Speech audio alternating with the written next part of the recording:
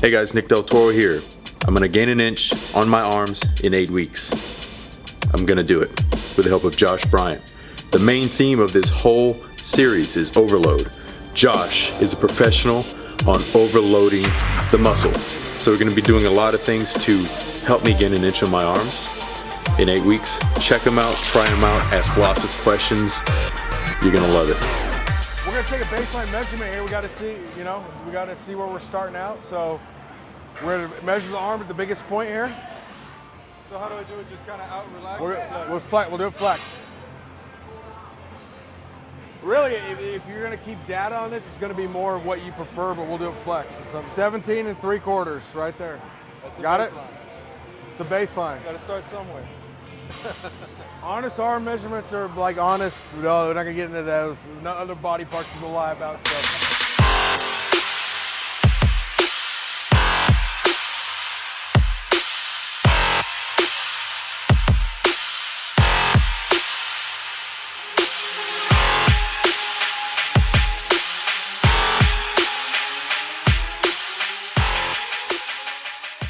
Well, this is not only gonna activate the nervous system for what's to come, it's also going to warm up his joints here too, so we're kind of getting a double-edged sword here with both that. We're not fatiguing here, so he's going to be ready to do more powerful contractions, recruit more muscle fibers, and all that fun stuff. We're going to see here, we start off, I'm going to help Nick up on the first rep, and that's not because I'm being nice, it's because we don't want to waste energy. When you do a bench press, you have the negative portion of the rep, so you can store elastic-like energy. And so the concentric or positive only, you no longer have that. So we're taking away a key assisting element. So I'm gonna help him up, then he's gonna go from there. What he's gonna do is he's gonna go 6 rep. On the 6 rep, he's gonna push as hard as he can against the pins. So he wants to try to break these. His goal is to split this in half. What that is called is an isometric. It means the muscle's not lengthening or shortening, it's just one spot. So it's gonna allow him to produce about 15% more force for about 15% longer than he can produce maximal force. So normally this isn't a recipe for muscle growth, but since he's never done this before, it's gonna be a totally shocking stimulus that will produce growth. So typically it's not a hypertrophy type of method, but in this instance, someone never done it, it's a great one, okay? Here we go.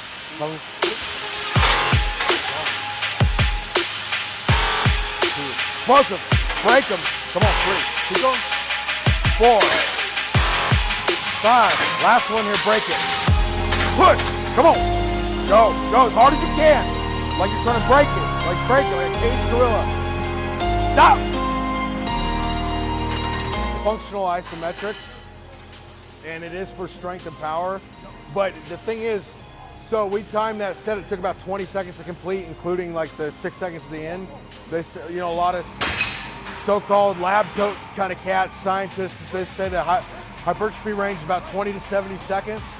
And we're right there at the bottom of that range, but he's training more force than he's ever put out. He's actually doing more weight because he's roamed up properly, not doing, as I said, he plays a football game before even kickoff happens. So we got to start getting this warm-up right, which we're going to do now, not pre-exhaust. We're going to save it for when it counts. And he's never trained power before, so he will grow from this. 1, 2, come on. There you go. 4, 5. Go, come on. Go.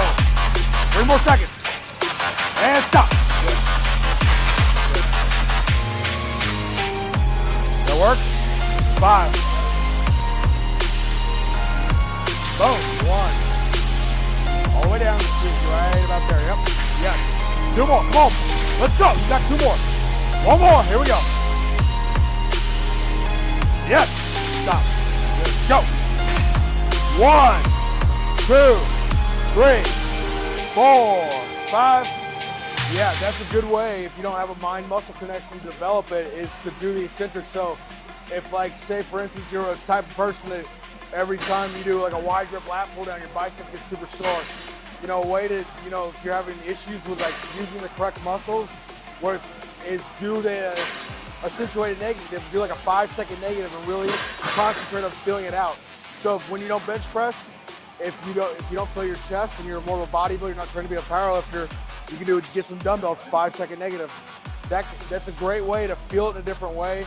And also, we're not gonna make it an anatomy textbook. If you look at the origin of muscles, the fixed part, right? So you elbows fixed, the movement's here, and then it's the opposite over there. So, you get what I'm saying? So, the shoulders fixed, the elbows fixed. So that's another thing I picked up from Charles Poliquin. It's gonna make you extremely sore if you've never trained that way before. Boom. Perfect, perfect. There you go. Yep. Boom, last one. Perfect. Good. Come on, champ, here we go. 1, 2, 3, 4, 5. Arm development is a standard. It's built bodybuilding legacies. It's just, it's what everybody talks about. It's the first thing anybody's into lifting weights. Looks like, so I don't think we have to sell a very good case in point there. In bodybuilding, you gotta have everything, so we're not trying to discount everything else. You can't have anything under development, but if you have the full package and you have just some show me arms, it's game over when you're on stage. But same thing for men's physique too. I know some people in bodybuilding, they don't want to say this or that, and the same's true in both those. Some people can just walk by the weight room, do some lat pull downs, maybe do like a set of bench press in their arms, and just grow. If you're a hard gainer, you're an ectomorph, even some endomorphs that are sort of that way, you're gonna have to push it to the next level. You can't just come in here, do the standard played out 1990s muscle and fitness 3 sets of 10 half-assed. It ain't gonna get you the results. So some of the stuff we're doing looks more like a powerlifter would do, but he's never trained that way. So there was one study last year, I think it was the year before, that showed take a group of experienced lifters, put them on a bodybuilding or powerlifting program and what happened was the results of hypertrophy were pretty almost equal. So point being, you can grow from both kinds of training. So someone's been a powerlifter for their whole life would have to train differently. Someone like Nick that's only been into like more bodybuilding, traditional type of training, we have to hit it hard. We have to hit it heavy. We have to hit it in rep ranges he's never hit before. Then we have to hit it in time under tension he's never hit before. We have to hit eccentrics because he is long-limbed. It's harder for him to sometimes feel some of those bicep and tricep movements.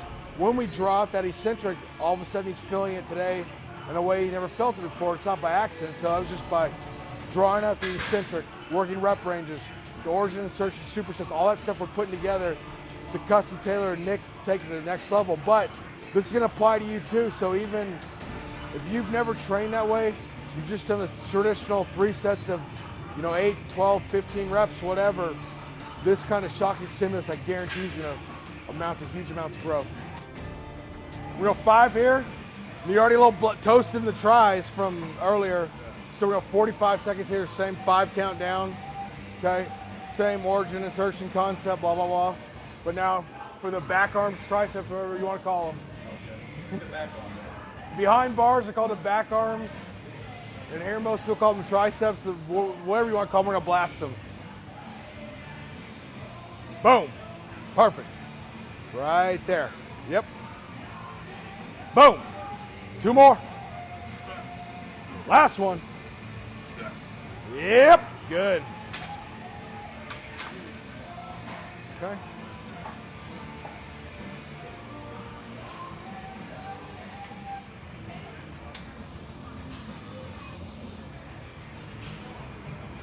Got it? Yep. Let it go. Let's do it. You gotta count down, remember, go up. 5 down.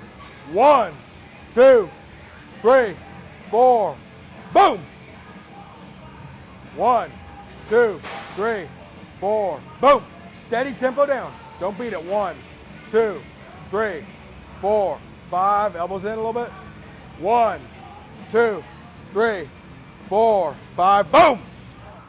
2, 3, 4. Yeah, and it's the dip's gonna hit all 3 heads of the tricep as EMG studies go. But we're not gonna here to talk about MRI studies, but we're here to talk about growth science today. So that being said, absolutely, it's a good way to keep the elbows not feeling the pain either. So again, if all you want to take away from this, if you can't feel your triceps working or your elbows hurt, try these 5-second negatives. That's your takeaway point from there. You want more? corner a doctor at a cocktail party or do a pub med, sir. 6 right here on the reverse curls with a fat bar. The diameter is much fatter on here. It's harder to grip. It's gonna work its brachialis, which you're gonna need to have the huge bicep peaks and you get that, your elbow flexion, you know, it's all, you're leaving a lot on the table if you're not developing that. One of the best ways to do that is with these fat bar reverse curls. And on top of that, you're gonna develop a strong grip, which who can't benefit from a strong grip? 3 sets here, and like I was saying before, is next set we're gonna do 4 reps, but it could feel a lot longer doing the 5 count down. So what might take 10 to 12 reps, we're just doing for better quality versus quantity, because there's continuous maximal tension on that muscle. So if you've already been in an anaerobic hell, we're about to put on a gasoline suit to get bad. Okay? All right, so this is, for this, on a scale of 1 to 10, like a 10 being like excruciating pain, 1 just relax. I want the tightness to be about a 7 when we start this, okay? Perfect. Good. Go.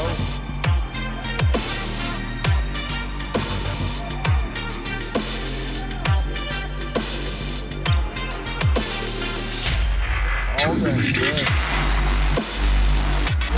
Pace, perfect.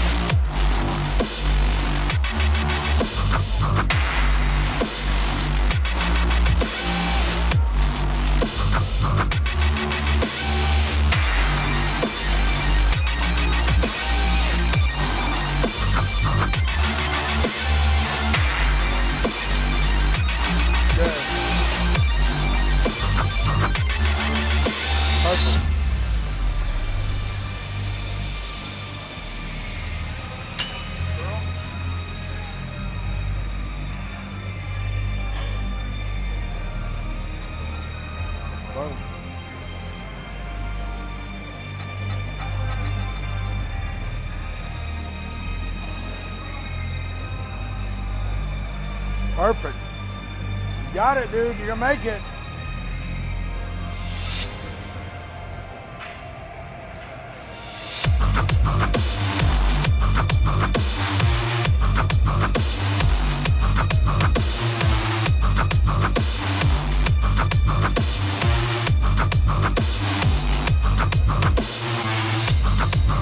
Come on.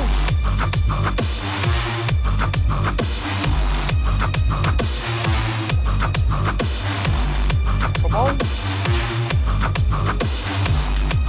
Rest for a second.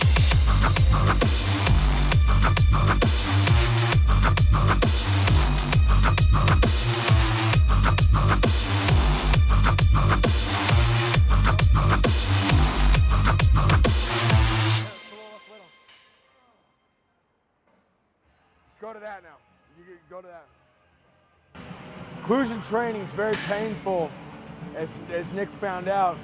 What the benefits of it are is you're gonna get preferential fast twitch muscle fiber recruitment, the ones that have the most potential for growth, more metabolic stress, all that kind of stuff that you're gonna get. So basically, in a nutshell, you get a very similar effect that you can get going ultra heavy with ultra high reps and long time under tension with not as much weight. It's basically, you get the results of bros using the weight of hose, in essence.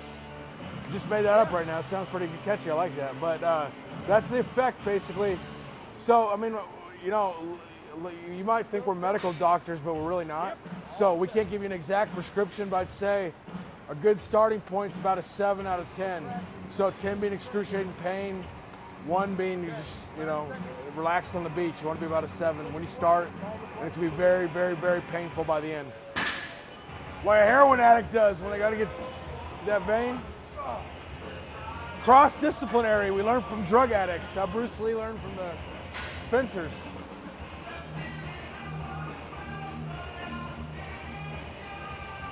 Here we go. You got 2 minutes left. You're 2/3 of the way done.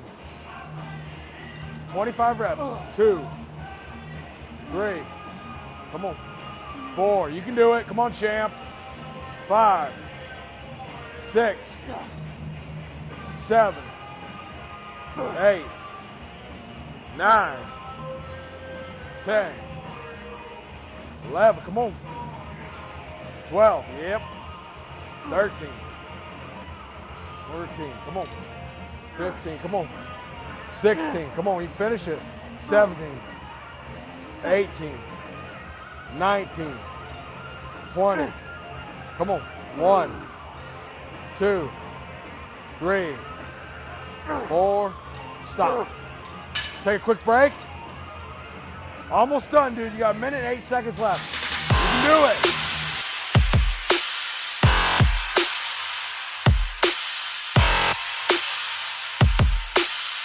Come on.